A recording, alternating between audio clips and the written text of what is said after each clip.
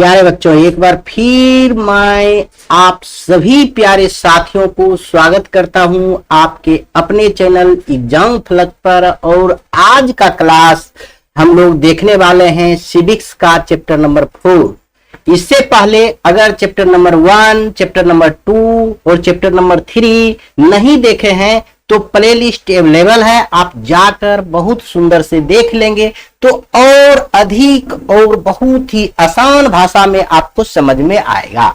जैसा कि हम आपको बताए हैं कि वन शॉट कहने का है, यह फुल शॉट कहिए, यह इसमें कोई भी चीज छोड़ा नहीं गया है, ये कहने का वन शॉट है। लेकिन इसमें जो आपका मटेरियल मिलने वाला है, मैंने आपको पूर्व में भी बताया और अभी भी बता रहा हूं, इससे आपका 80% क्वेश्चन यही वीडियो से मिलेगा।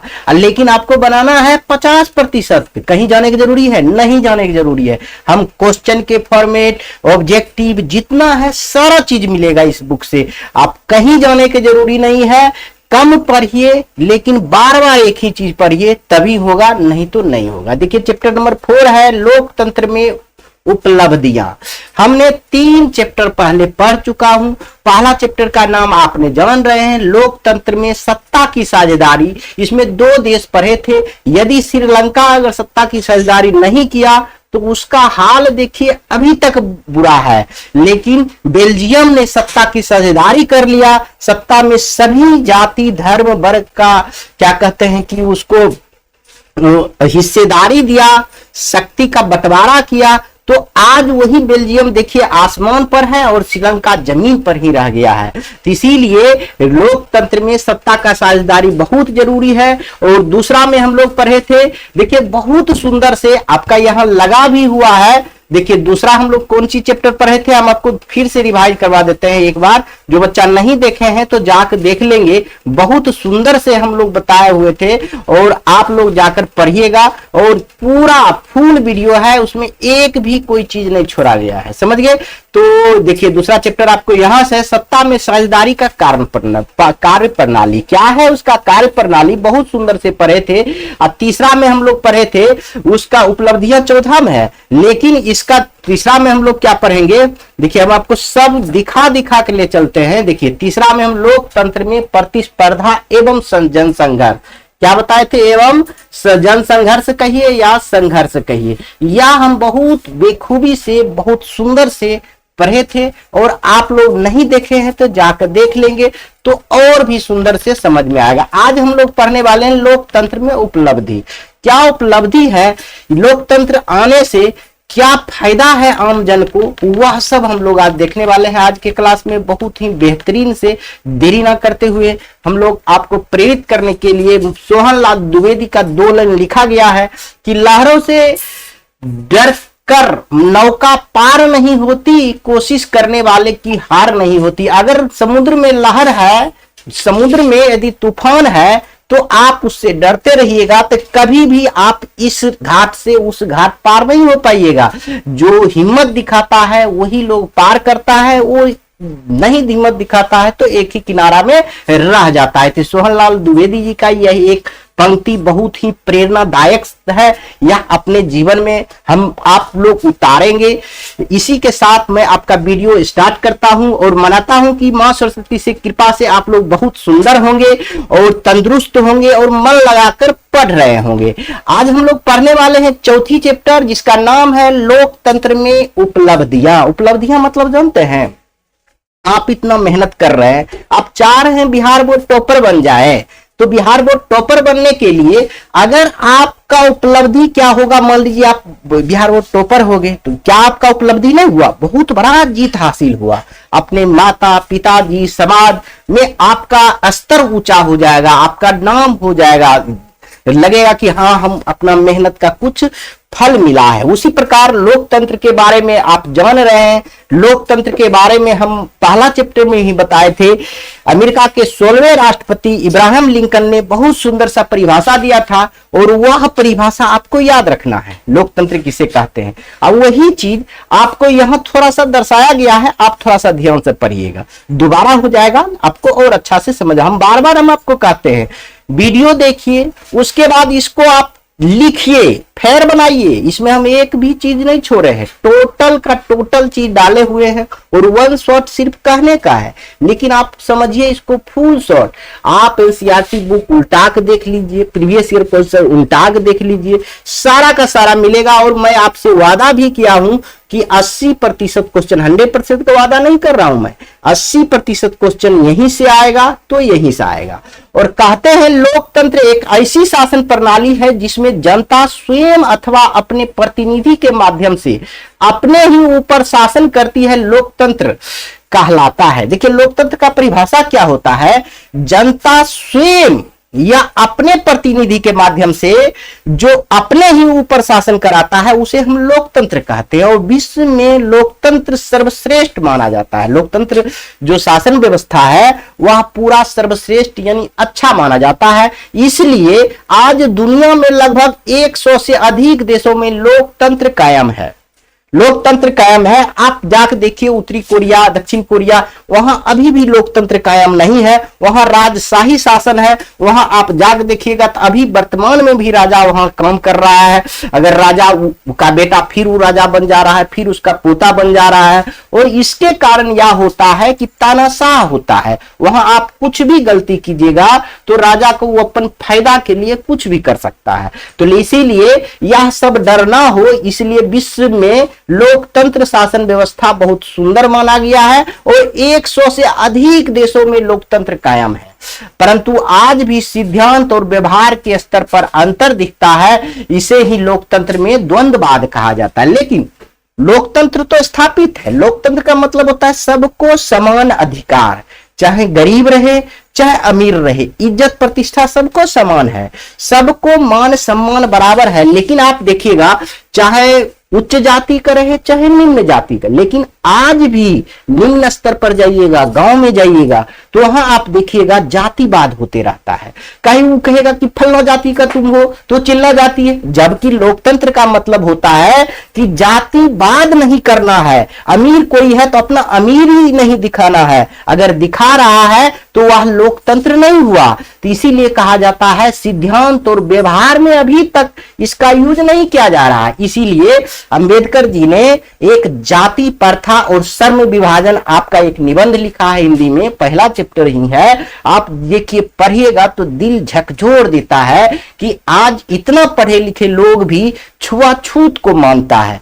कहेगा फलना जाति हो छू लेगा, अरे भैया तू काट के तो देखो उसको, क्या खून काट के देखो तो क्या वह राम है चाहे कोई दूसरा छोटे जाति का है, उसका ब्लड पीला रहता है, आपका ब्लड क्या लाल रहता है? सबका ब्लड एक जैसा होता है। जब भगवान एक जैसा बनाया है तो यहां मनुष्य जातिवाद क्यों कर रहा है? इस जातिवाद के लिए यह लोकतंत्र लाया गया है। लोकतंत्र का मतलब होता है कि सबको समान, चाहे किसी भी, सबको जीने का अधिकार है और सबको इज्जत से जीने के अधिकार है। किसी को गरिमा, किसी को आत्मा का ठेस नहीं पहुंचाया जा सकता। इसलिए भारत के संविधान में अनुच्छेद 15 कहता है, हम बता चुके हैं 395 अनुच्छेद होता है, आपको नहीं देखे हैं तो जाकर देख लेंगे। 12 अनुसूची होता है, 22 भाग है हमारे संविधान में। वह सब अगर आप जान रखते हैं ना तो आपके अंदर लगेगा कि हमको कुछ शिक्षा अध्ययन कर लिए। लेकिन आप प्यारे बच्चे हैं, अभी आपको ज्यादा नहीं पढ़ना है, आप सिर्फ समझ लीजिए कि लोकतंत्र क्या है। अभी उसको व्यवहार में भी नहीं लाया जाता है, ऐसा नहीं है कि लोकतंत्र व्यवहार में नहीं लाया जाता है, लेकिन कुछ हद तक देखेंगे तो जहां ज्यादा गरीबी है, गांव समाज में देखेंगे तो अभी भी देखिएगा डायन प्रथा होता है। लोग कहता है कि डायन है, इसीलिए सरकार ने डायन अधिनियम लाया है। यदि डायन कहकर किसी को यदि प्रताड़ना कीजिएगा तो भी 7 वर्ष तक जेल की सजा हो सकता है। समझ गए? यही चीज हमको पढ़ना है पॉलिटी में, लेकिन अभी नहीं, आगे क्लास में आपको यह सब देखना होगा। देरी ना करते हुए आगे हम चलेंगे। लोकतांत्रिक विकेंद्रीकरण का क्या अर्थ है, यह हम पढ़ चुके हैं। विकेंद्रीकरण मतलब होता है सत्ता को बांटना, सत्ता को बराबर बराबर हिस्सा में बांटना, नीचे स्तर पर बांटना। तो वही हम लिख देंगे, लोकतांत्रिक व्यवस्था में सरकार द्वारा योजनाओं का निर्माण होती है, लेकिन उन्हें स्थानीय स्वशासन की संस्थाओं द्वारा सफल बनाने का प्रयास किया जाता है। इसे लोकतांत्रिक विकेंद्रीकरण के नाम से जाना जाता है। इसे स्थानीय नागरिक को शासन कार्य में भाग लेने का अधिक अवसर प्राप्त होता है। सीधी सी तौर पर आप देखिएगा, लोकतांत्रिक विकेंद्रीकरण का मतलब होता है लोकतांत्रिक व्यवस्था में सरकार द्वारा योजनाओं का निर्माण होता है, लेकिन उन्हें स्थानीय स्वशासन की संस्था के द्वारा सफल बनाने के प्रयास किया जाता है। लेकिन सत्ता का बंटवारा यानी शक्ति का बंटवारा ही जैसे केंद्र स्तर पर, राज्य स्तर पर और स्थानीय स्वशासन स्तर पर, इसी को हम लोग कहते हैं लोकतांत्रिक विकेंद्रीकरण। आप जैसे लिखा हुआ है भी वह भी लिख दीजिएगा तो बहुत अच्छा। ये उतना इंपॉर्टेंट नहीं है लेकिन आपको पढ़ना है, समझ गए, यहां भी इंपॉर्टेंट है। लेकिन यहां से आपसे मैं एक सवाल पूछता हूं, भारत तो लोकतांत्रिक देश है, तो क्या आप बता सकते हैं कि लोकतंत्र जो है अपने उद्देश्य को प्राप्ति कर रहा है? क्या भारत में अभी लोकतंत्र है? तो आप बता सकते हैं। यह क्वेश्चन आपका मोस्ट VVI है, यानी महत्वपूर्ण क्वेश्चन है, महत्वपूर्ण सवाल है, एकदम इंपॉर्टेंट सवाल है। हम का क्वेश्चन आपसे कर रहे हैं, क्या भारत में लोकतंत्र है? तो यह लोकतंत्र अपने उद्देश्य को प्राप्ति कर रहा है? जो लोकतंत्र का उद्देश्य, मूलभूत उद्देश्य है, प्राप्ति कर रहा है? तो आप कहेंगे नहीं सर, अभी भी महिला का बलात्कार हो रहा है, महिला का यह हो रहा है, वह हो रहा है। तो ऐसा बात नहीं है। देखिए हद तक यहां उपयोग हो रहा है। लोकतंत्र में जो उद्देश्य है, लोकतंत्र में जो उद्देश्य नहीं तो उसको सजा मिल रहा है ना। लोकतंत्र में ही लिखा गया है जो अपराध करेगा उसको फलना सजा होगा, उसको चिल्ला सजा होगा, सब कुछ दिया गया है। तो इसीलिए हम ऐसा नहीं कहेंगे। बहुत बच्चा कहेंगे कि नेता बनकर, नहीं सर कोई चीज पूरा नहीं हो रहा है। नहीं, विपक्षी कहता है कि यदि अभी सरकार में है तू कहेगा हम सब कुछ जनता को दे रहे हैं, अब बाकी जो विपक्ष में रहेगा कि सरकार की बात हर में उछालते रहेगा कि फलना हाय हाय नीतीश सरकार हाय, मोदी जी हाय। इसका मतलब यह नहीं हुआ कि लोकतंत्र की उद्देश्य की प्राप्ति नहीं हो रहा है। अगर लोकतंत्र नहीं रहता तो आपकी इतना ज्यादा सुविधा आपको स्कूल में नहीं मिलता। स्कूल में जानते हैं आप, स्कूल में आपका पूरा चीज फ्री है। आप 9th से भले कम हो जाता है लेकिन 1 से 10 तक सरकार सारी मूलभूत सुविधा आपको देती है। तो समझिए लोकतंत्र है तब ने सबके समान हिस्सेदारी दिया जाता है कि शिक्षा का अधिकार है, आपका मौलिक अधिकार है, इसीलिए वो आपको वह सब सुविधा दिया जाता है। इसलिए लोकतंत्र के उद्देश्य को प्राप्ति कर रहा है। तो हम लिखेंगे हाँ लोकतंत्र के उद्देश्य का क्या है, ऐसे लिख सकते हैं, हाँ लिख के भी लिख सकते हैं, चाहे आप ऐसे लिखिएगा। लोकतंत्र का मूल उद्देश्य सत्ता में सबकी समुचित भागीदारी सुनिश्चित करना है। मतलब सत्ता मतलब शक्ति होती है। लोकतंत्र का मूल उद्देश्य क्या है? सत्ता में सबकी समुचित भागीदारी सुनिश्चित करना है। सत्ता में सभी लोगों को समान अवसर मिलना है और समुचित भागीदारी सुनिश्चित करना है। इस दृष्टिकोण से देखें तो लोकतंत्र अपने उद्देश्यों को प्राप्ति में काफी हद तक सफल रहा है। 100% नहीं रहे लेकिन हद तक हम कह सकते हैं यह सफल रहा है। साथ ही सामूहिक सहमति के आधार पर लिए जाने वाले फैसले के कारण लोकतंत्र के प्राप्ति प्रति लोगों की आस्था भी जगा है। लेकिन जो सामूहिक मतलब जो बैठक होता है, बहुत सा लोगों की सहमति जो है उसके आधार पर लोगों को जो फैसला दिया जा रहा है सरकार के द्वारा, न्यायपालिका के द्वारा, उस पर लोगों के प्रति आस्था मतलब विश्वास भी बढ़ा है। जैसे देखिए लोकतंत्र में लोगों के समान अवसर, व्यक्ति की स्वतंत्रता एवं गरिमा का बना रहता है। लोकतांत्रिक देश जैसे भारत है तो आपको यहाँ समान अवसर मिलता है। ऐसा नहीं है कि आप यदि मैट्रिक इंटर BA कर लिए तो आप बिहार पुलिस का एग्जाम में फॉर्म भरना के आपको अवसर है, बाकी दूसरे जाति को लोग रहेगा उसको अवसर नहीं रहेगा। ऐसा नहीं है। सभी व्यक्ति को स्वतंत्रता का अधिकार है, उसको गरिमा का अधिकार है।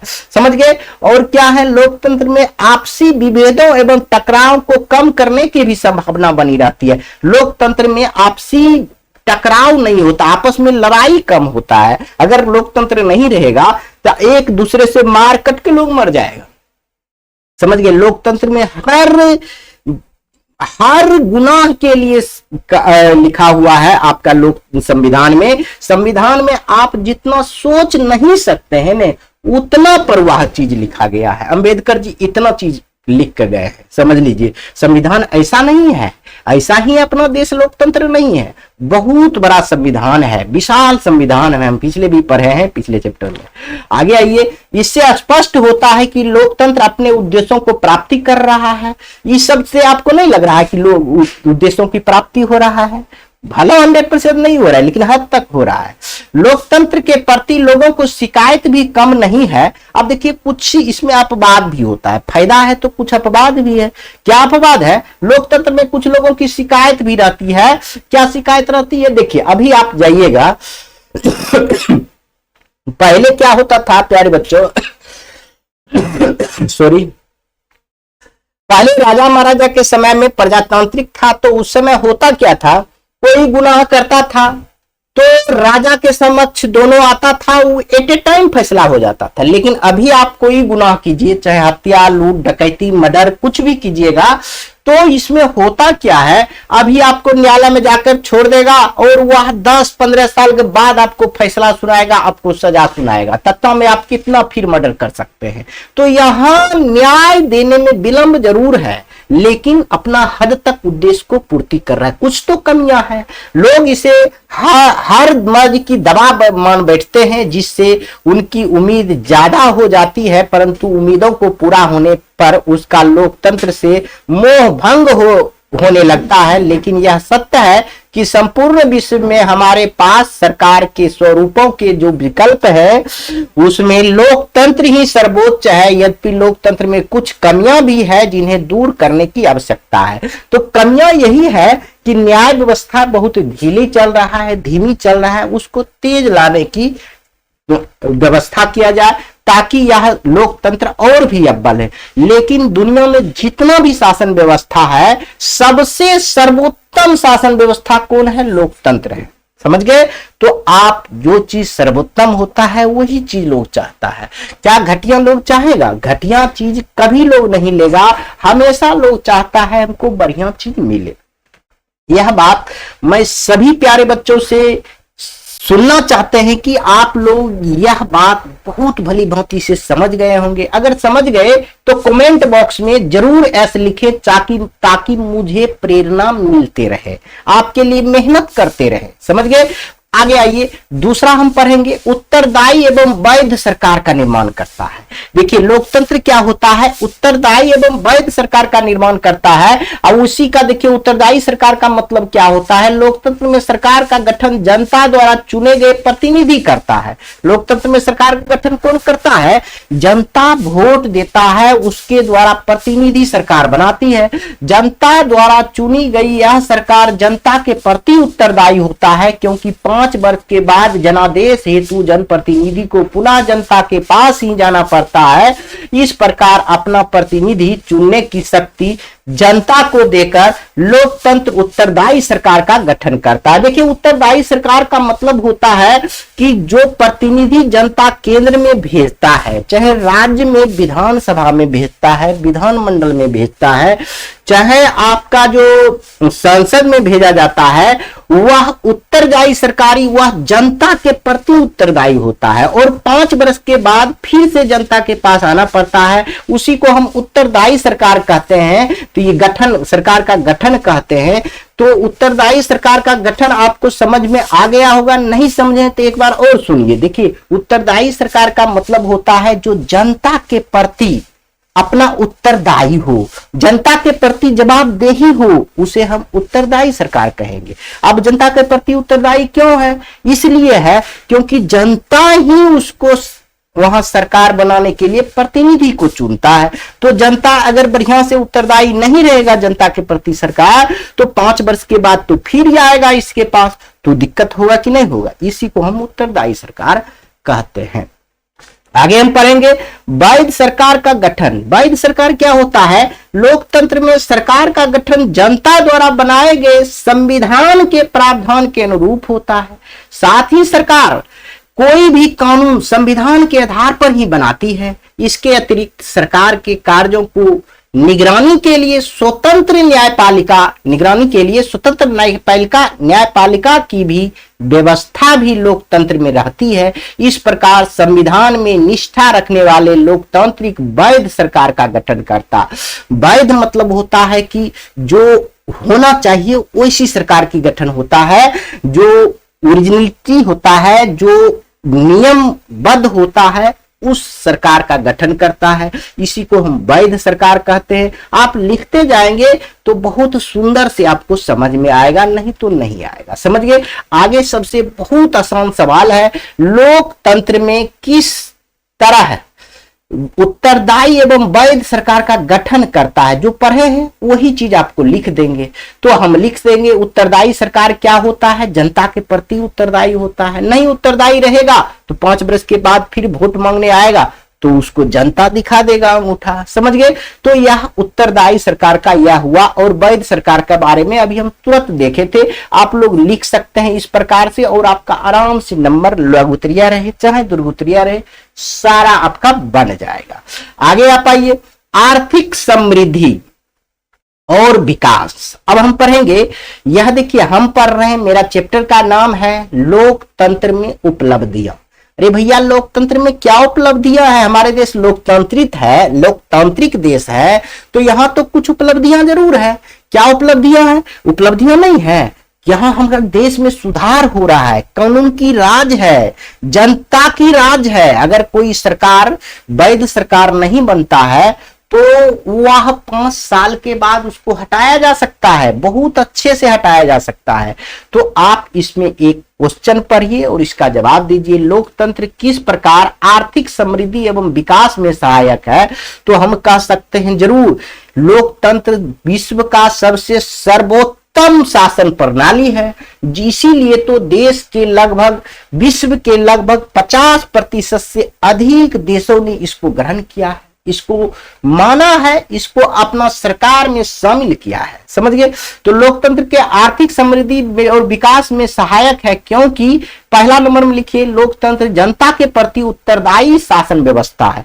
हमेशा लोकतंत्र किसके प्रति उत्तरदायी है? जनता के प्रति, और किसी के प्रति नहीं।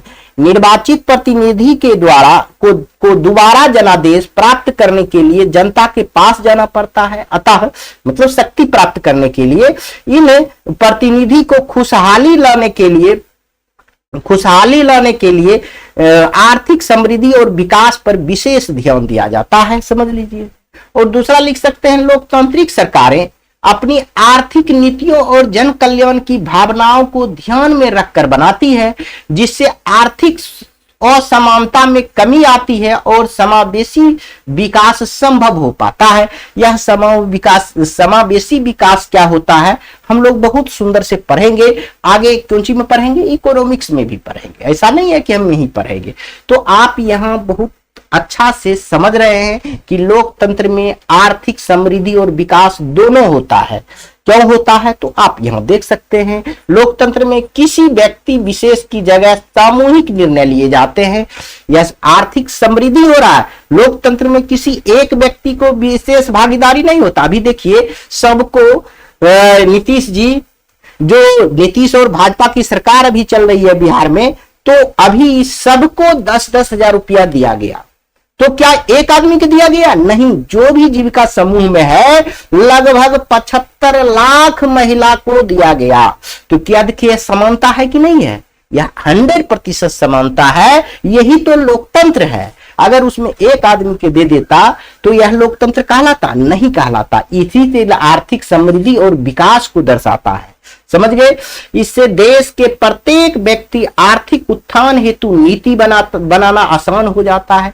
सामूहिक तौर पर नीति बनाया है, अभी नियम बनाया है ना कि प्रत्येक महिला को हम 10,000 रुपया देंगे और वो अपना कुछ रोजगार करेगी। अगर उसका रोजगार अच्छा रहा तो फिर से 2 लाख देंगे। अभी आपको सरकार जो आपके वर्तमान में बिहार में है वैसा बोल रहा है, जिसमें देश के आर्थिक समृद्धि आती है और देश के विकास होता है। इससे क्या होता है? देश के आर्थिक समृद्धि होता है और देश के विकास होता है। इसलिए हम कह सकते हैं लोकतंत्र जो है आर्थिक समृद्धि एवं विकास में सहायक है। अंत में अतः लिख सकते हैं। अतः हम कह सकते हैं कि लोकतंत्र जो है आर्थिक समृद्धि और विकास में सहायक है। और भी क्वेश्चन बहुत लाजवाब हो जाएगा, समझ गए।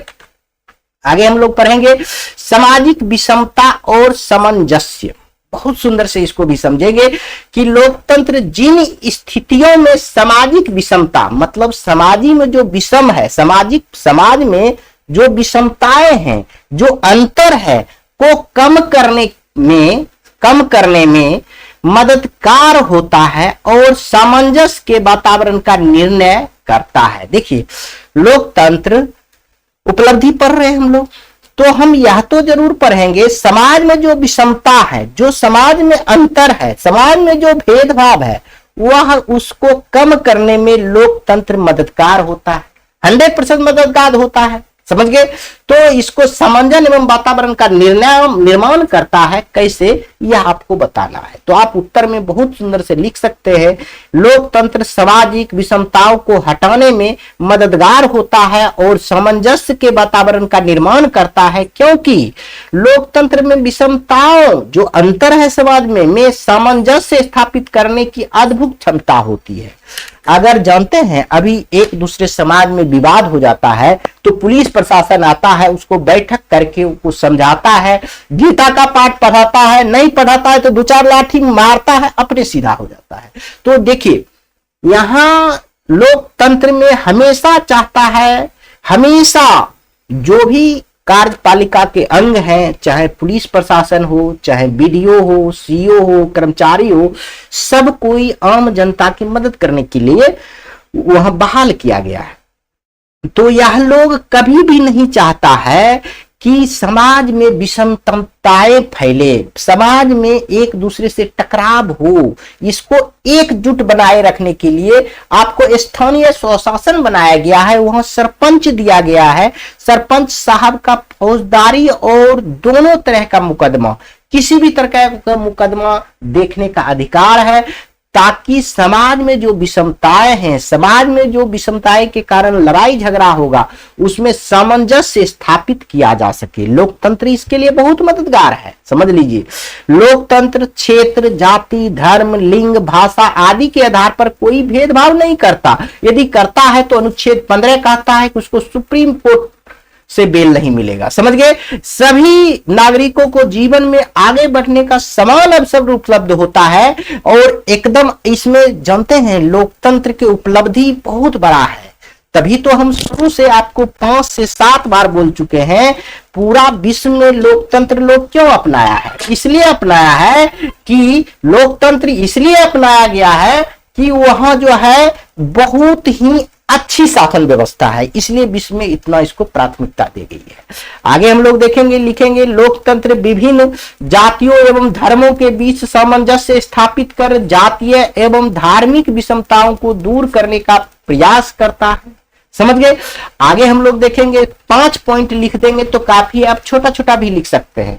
लोकतंत्र जनता के बीच आपसी समझदारी और विश्वास बढ़ाता है, जिससे सामाजिक विषमता में कमी होती है, समझ गए। लोकतंत्र बीच में क्या होता है? समझदारी और विश्वास बढ़ाता है।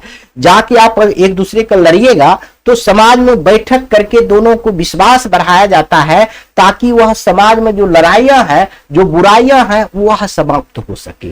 और आगे लिख सकते हैं, समाज में व्याप्त विषमताएं, जो समाज में व्याप्त है लड़ाई झगड़ा, वह पूर्णतः समाप्त कर देना किसी भी शासन व्यवस्था में संभव नहीं है। परंतु अब समाज में जो लड़ाई है अब कभी संभव है, आज से छोड़िए, प्राचीन भारत से ले लीजिए, आप जब देवी देवता का समय था उस समय भी महाभारत हुआ था, तो क्या उसमें समाज में विषमता नहीं था? लेकिन हद तक कम किया जा सकता है, लेकिन ये सब समाप्त नहीं किया जा सकता है। थोड़ा बहुत विषमता रहेगा ही, परंतु गैर लोकतांत्रिक देशों के जहां विषमताओं को बलपूर्वक समाप्त करने का प्रयास किया जाता है, वही लोकतांत्रिक देशों में बातचीत और आपसी समझदारी से विषमताओं को सामंजस्य स्थापित करने का कोशिश की जाती है।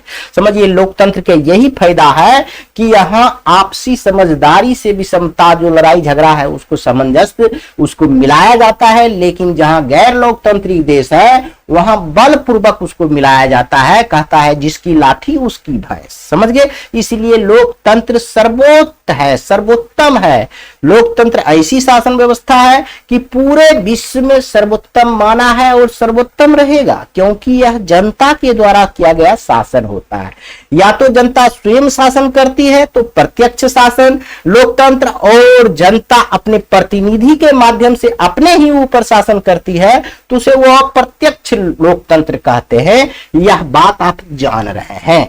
अगला हम क्वेश्चन देखेंगे, लोकतंत्र व्यवस्था किस प्रकार अनेक तरह की सामाजिक विभाजनों को संभालती है? लोकतंत्र व्यवस्था किस प्रकार अनेक तरह के सामाजिक विभाजन को संभालती है? मतलब समाज में जो विभाजन होता है, समाज में जो बंटवारा होने का काम करता है, यह लोकतंत्र संभालती है।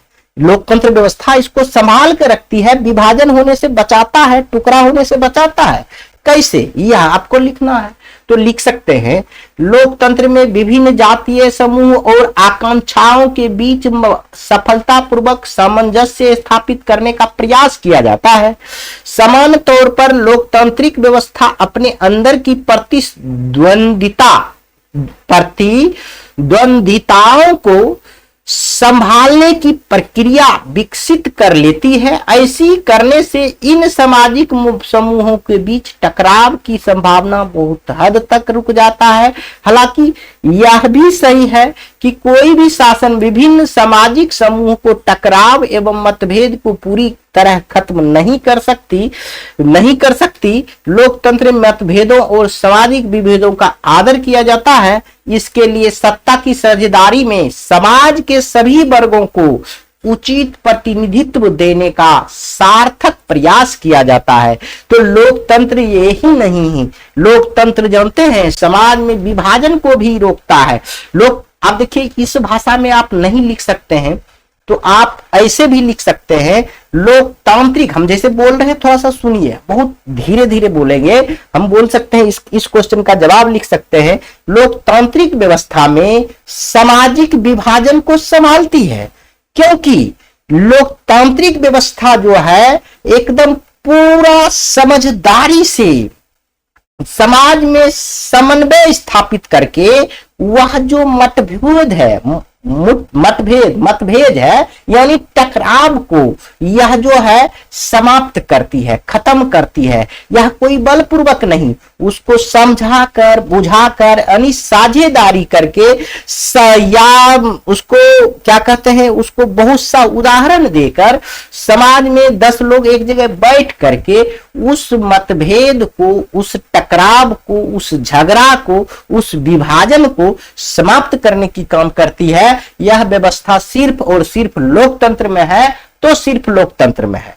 तो लोकतंत्र तो बहुत सुंदर व्यवस्था है, यह बात आप जान रहे हैं। आगे आइए, भारतीय लोकतंत्र कितना सफल है? सबसे इंपॉर्टेंट क्वेश्चन है, आप भारत में लोकतांत्रिक व्यवस्था है तो कितना सफल है?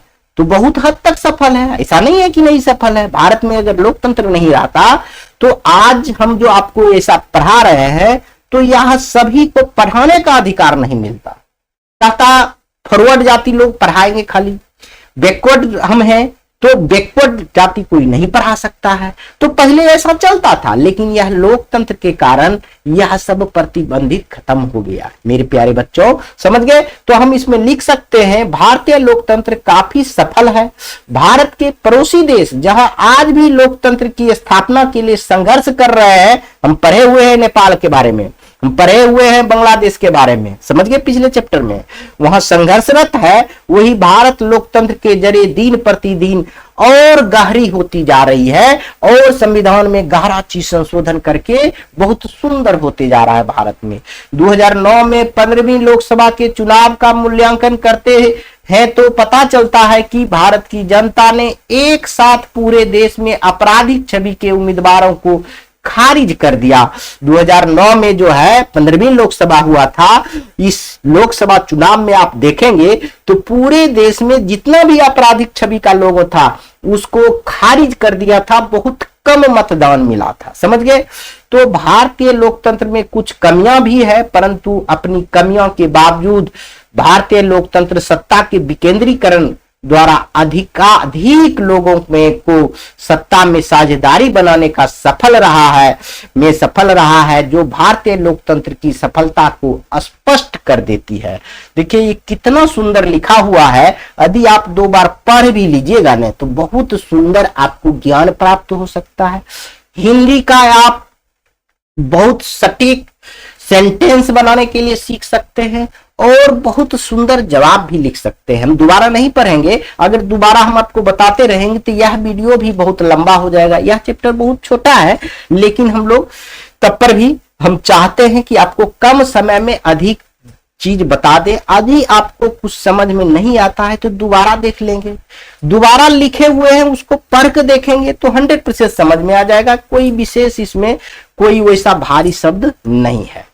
आगे आइए, दूसरा क्वेश्चन है, भारतवर्ष में लोकतंत्र कैसे सफल हो रहा है? यह 2 अंकीय सवाल पूछा गया है, इसके बारे में आपको 2-3 बात बताना है। भारत में जो लोकतंत्र है यह कैसे सफल है उसको बताना है आपको। तो हम लिखेंगे भारतवर्ष में लोकतंत्र निम्नलिखित तरीके से सफल हो रहा है। पहला लिखेंगे शिक्षा का प्रसार हो रहा है, अल्पसंख्यक को अधिक आकांक्षाओं पर समान रूप से ध्यान दे रहा है, अल्पसंख्यक को जो मन है जो उसका इच्छा है उसको समान रूप से ध्यान दिया जा रहा है, राजनीतिक दलों में आंतरिक लोकतंत्र स्थापित हो रहा है, सामाजिक और आर्थिक असमानता को दूर हो रहा है, आम लोगों में राजनीतिक जागरूकता लाना इत्यादि इसमें जो है आदि है। यह सब लोकतंत्र सफल होने का एक कंडीशन है, एक तरीका है, समझ गए, एक तरीके है। निम्नलिखित तरीके से हम कह सकते हैं भारत की लोकतंत्र हद तक सफल है। भारत में अंकितंत्र के भविष्य की आप किस प्रकार में देख सकते हैं? यहां देखिए, यहां कुछ गलत लिखा हुआ है, यहां लोकतंत्र होना चाहिए, यहां अंकितंत्र नहीं होगा, यहां लोकतंत्र। भारत में लोकतंत्र के भविष्य, यहां देखिए, यहां आप प्यारे बच्चों यहां लिखिएगा लोकतंत्र। क्या लिखिएगा? लोकतंत्र। भारत में लोकतंत्र के भविष्य को आप किस रूप में, यहां में 2 बार है, देखते हैं, आप लिखिए। तो आप देखिए, अब आपके मन की बात यह पूछ रहा है कि भारत में जो लोकतंत्र है इसके भविष्य को आप किस रूप में देख रहे हैं, इसका भविष्य क्या होगा, इसका आने वाला समय में यह देश का यह लोकतंत्र कैसा रहेगा यह बताइए। तो अच्छा रहेगा। तो हम कहेंगे भारतवर्ष में लोकतंत्र का भविष्य को हम काफी उज्जवल रूप में देखते हैं, बहुत उज्जवल है, समझ गए। भारत के पड़ोसी देश आज भी लोकतंत्र की स्थापना के लिए संघर्ष कर रहे हैं। भारतीय लोकतंत्र में कुछ कमियां भी है, परंतु इन कमियों को दूर करने का प्रयास जारी है, अभी भी जारी है।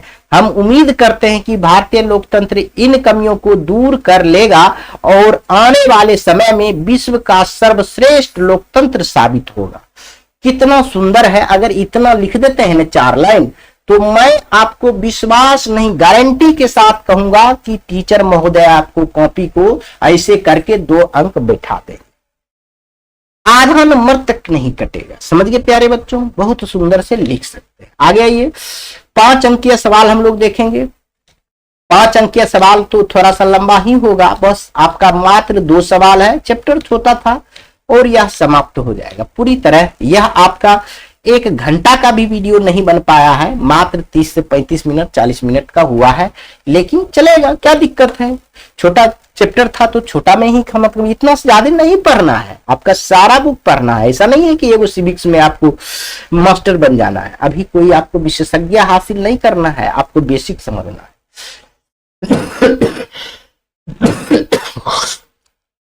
सॉरी बच्चों।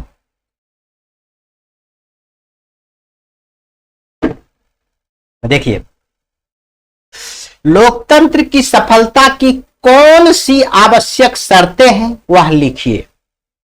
तो ये आपको 5 नंबर में पूछा जाएगा। इसको थोड़ा इस प्रकार से लिखिएगा, भारतीय लोकतंत्र की सफलता के लिए कुछ आवश्यक तत्व इस प्रकार है, और जो आवश्यक तत्व है, आवश्यक बिंदु है, इस प्रकार है, आप लिख सकते हैं। आवश्यक बिंदु इस प्रकार है, आप लिख सकते हैं। आवश्यक बिंदु क्या है? इस प्रकार है। किस प्रकार से? नंबर 1 में जनता का जागरूकता है, सफलता हो है, इसलिए जनता यहां जागरूक है। भारत में जनता की जागरूकता के लिए सरकार तत्पर है, मतलब लगातार प्रयासरत है। राजनीतिक दल एवं मीडिया भारत में जनता की जागरूकता में वृद्धि के लिए निरंतर प्रयासरत है। समझ गए? तो भारत में जनता जागरूक है, इसीलिए लोकतंत्र सफल है। इस शर्त है तो लोकतंत्र में आस्था और विश्वास है। जनता के पर जो है लोकतंत्र में पूरा विश्वास रखती है कि हमारा जो लोकतंत्र है पूरा अच्छा है। तो भारत में लोकतंत्र के प्रति जनता की अटूट आस्था है और यही कारण है कि हमें आजादी के बाद लोकतंत्र को अपनाया।